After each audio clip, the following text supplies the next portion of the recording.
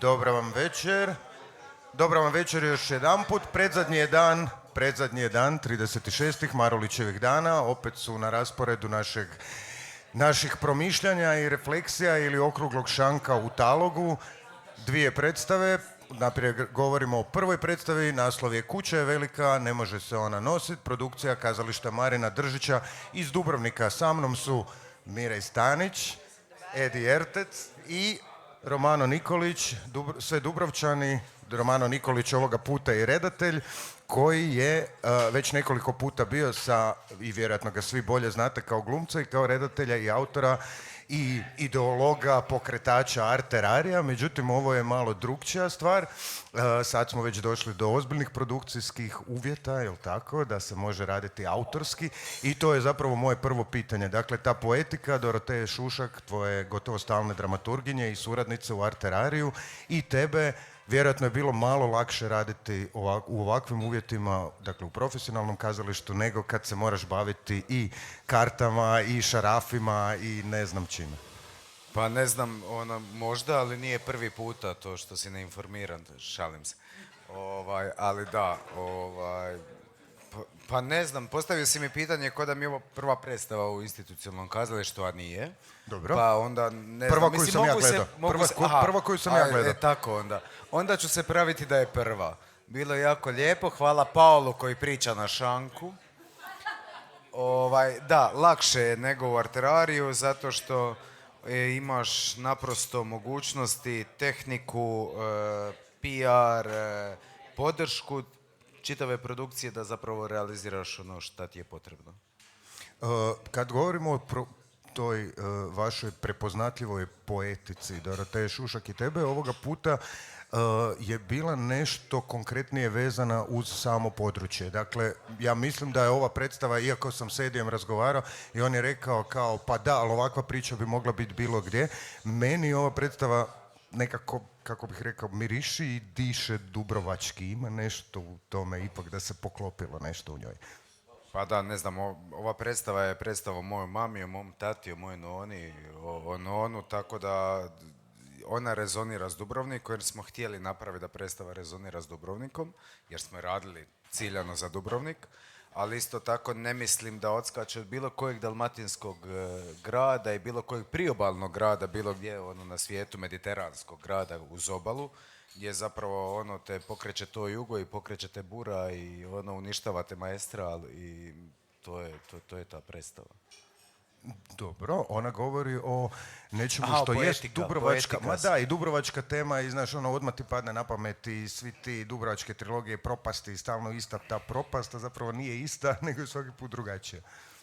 Pa da, ali nekako ova propast koju mi pričamo ovdje traje nekako duže, Dubrovačka republika je propala, ali ova propast... Ali se volimo sjećati.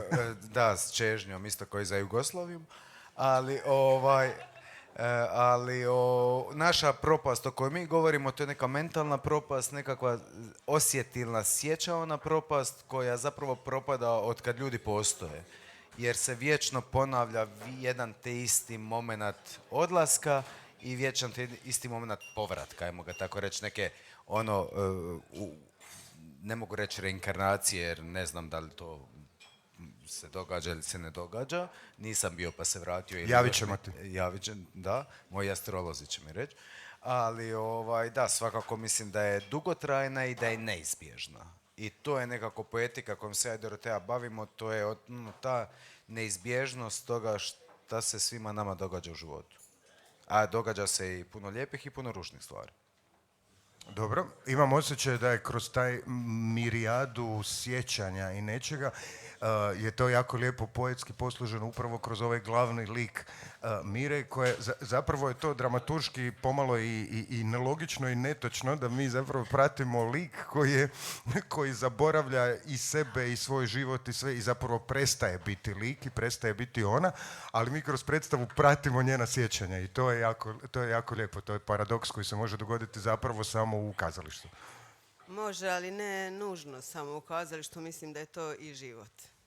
Nešto što je život koji se, kako pjeva Ibrica Jusić, da se ko roleta vrti. Mislim da je to upravo ono što su htjeli, ali to je samo jedna linija koju su obradili Romano i Dorotea u ovom komadu, a ima ih još nekoliko. Ovo je samo kroz jedan lik, kroz neko nestajanje, kroz bolest prikazan taj dio života, a on je vrijedan kroz sve načine i one kad si tu prisutan svjesno i kad te bolest obuzme pa si nesvjesno, a sve to dio našeg života jer svi na kraju umiremo. Mislim, niko od nas, nažalost, nije vječan, ni besmrtan. Samo htjeli su i kroz onu drugu liniju ljepotu života, bez obzira što ti sve se nudi, što ti sve nudi i one dosadne ručkove, to je objede po dubrovački, sasvim svejedno, ono, rećeš joj, opet moram onu nedjelju, opet moram umame na objed. Mislim, moram li svaki put remetiti cijeli tvoj neki ritam. Nisam pristala na to. Ali u stvari baš to ono što čini život lijepim. I to uvijek u zakašnjenju shvatiš, pogotovo kad odrasteš, onda rečeš joj da, ja bi se rado toga sjetila. Ja bi to ponovila. Zašto nema? I nikad ne znaš kad je onaj dan kad je taj dan kad je zadnji put, kad će se zadnji put nešto dogoditi. To ne možemo biti nikad samo se dogodi da ga nema više. I to je mislim da je to nešto baš lijepo što su htjeli kroz ovu predstavu u stvari ukazati na ljepotu življenja i da nije sve što nas čini nervoznima ili što nam baš taj dan nije baš nešto super, u stvari možda ćemo zažaliti, evo, tako nekako. Ima tu puno linija. A sad mogu opet vratiti se i na ovo što ste pričali kao tipično je Dubrovačka. Da, mi smo išli kroz taj izričaj, međutim nije nužno. Jer svaki grad, pa i nema veze da li je samo na Mediteranu, može biti i u Zagrebu. Svaki ima svoje brazde i svoje pukotine. Ali jedan grad se piše sa velikim G, pa kad se o njegovim ožiljcima priča još... Dobro, on je pristupio išao iz nekog osobnog, da bi lakše sve ono što je htio staviti na scenu postavio, da mu se lakše izraziti, da mu je lakše ispričati priču, ali kad sagledaš sa drugog kuta, u stvari shvatiš da to je sasvim svejedno. A to najljepše pokazuje publika koja to sve vidi i osjeti. Jer u protivnom bi bila stvarno predstava rađena samo za Dubrovnika, a u ovom slučaju to nije. Ne, apsolutno je univerzalna priča i podsjeća nas i na Hanekeov film, dobro, i na Zellerovog oca i na sve. Ja moram priznati da sam gledao od početka i kad je slaganje tanjura i žlica, da već tad dolazi do nekih namjernih grešaka i sve to znamo kogod ima nekoga u obitelji ili je imao, ko je, nažalost, bio na taj način sve odvojeniji od života, možemo to tako reći.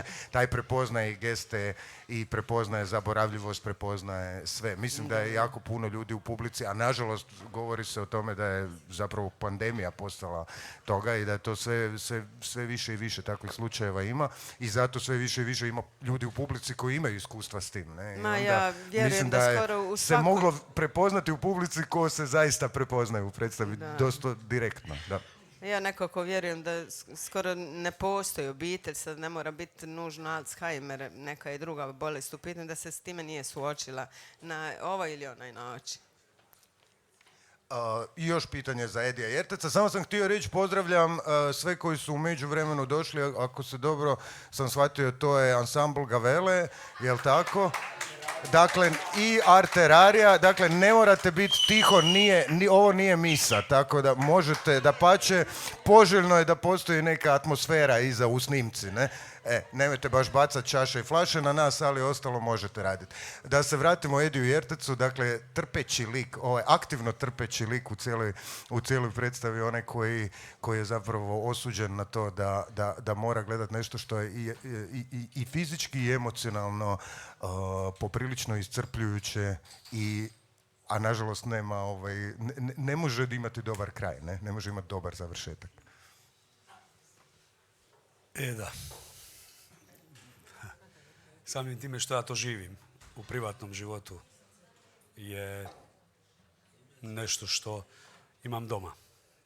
Tu situaciju koju mi i govorimo u predstavi je moj život zadnjih 11,5 godina. Da, i moja mama boluje od demencije. Ja sam njezin i staratelj i skrbitelj i medicinski brat i liječnik i fizioterapeut i sve, tako da to živim doma. A najteža meni situacija kad je Romano prvi poziv uputio meni i govori: Edi, radit ću to i to, jesi li spreman za to? Ja sam rekao: Romano, daj mi molim te dan, dva, čisto da sam sa sobom riješim neke stvari, jer ta bolest ti ne da razmišljati jesi li nešto dobro ili nisi, nego jednostavno ideš kroz nju, ideš dalje. Jer To je mašina. Nemaš ti vremena za misliti aha, jesam li ovo dobro ili nisam to dobro, nego ideš i snalaziš se u momentu, jer te niko ne može obučiti i uputiti u to, jer o toj bolesti se jako malo zna. Liječnici je svrstavaju, ok, demencija, Alzheimer, to je to i zaveži ga kao tu. I nakon toga što sam razmislio, ja govorim: Romano, 2 dana je prošlo da sam se javio, ja govorim, negdje ipak to sve bi trebalo izaći iz mene. I najteža je situacija bila doći na scenu i ne glumiti glumu kako ja tu nešto znam, jer ne znam ništa. I evo... Kao što rijetko ljudi znaju kad im se to desi, pa onda da. uče putem vlastitim greškama snalaziš i se. ne znaju nikad koliko su krivi i koliko su dobro napravili, a koliko loše. Tako je. I evo, nekako u cijelom procesu smo dolazili do trenutaka i zaključaka koje su uz sve ostale priče iznjedrile ovu priču koja nije samo... Ja ne bih rekao da se radi samo o demenciji jednog čovjeka, nego se ovdje čak radi i o demenciji društva. Jer danas, u današnje vrijeme, puno je lakše nekome zabiti nož u leđa i reći mu bilo što grubo, nego mu reći istinski i prijateljski: ja tebe volim i kako ti mogu pomoći. I mislim da je to nešto čemu bi se trebali okrenuti svi zajedno: ljubavi, dobroti, poniznosti i prijateljstvu. Pa to je upravo srž poetike, ta kako se kaže, politika skrbi, ne? To je nešto što je jedna od poetičkih odrednica Arterarija, Romana Nikolića, Doroteje Šušak. To znamo već kroz razne predstave, one koje smo gledali. Jel? Ma samim tim i teatar služi da ukažemo na stvari koje nas muče, koje nas tište, ukažemo na stanje u državi, na probleme i probamo iznjedriti najbolje od tih ljudi koji nas kao vode. Pokažimo im da mi ipak imamo što za reći i govorimo i cijelo vrijeme smo tu kako bi nešto rekli, da ovaj svijet barem malo bude ljepši i bolji. Nakon ovoga i nakon činjenice da je ovo bio jedan od većih pljeskova, to jest jačih, snažnijih pljeskova na ovogodišnjim Marulićevim danima, mislim da nemamo šta dodati više. Sa mnom... Nevezano za predstavu. Htio sam odjaviti upravo, tako da sad reci ili šuti zauvijek. Neću šutat, ja se ispričavam, gospodičnu koja je selektor, ja gospodičnu u životu sam vidio jedanput i nisam znao tko je i vidim je danas drugi put. Samo želim čestitati na sjajnim selekcijama predstave. Riječ je o doktorici teatrologije Martini Petranović. A Jedan jebi ga, pljesak. ne, šta bi trebao znat sve? Ali svaka čast. Ok, izvrsno. Hvala, dakle, bile Mira Stanić, Edi Ertec i Romano Nikolić, kazalište Marina Držića. Kuća je velika, ne može ju se nositi. Pauza par minuta da se ljudi pozdrave, pa onda idemo na drugu večerašnju predstavu. Hvala vam svima.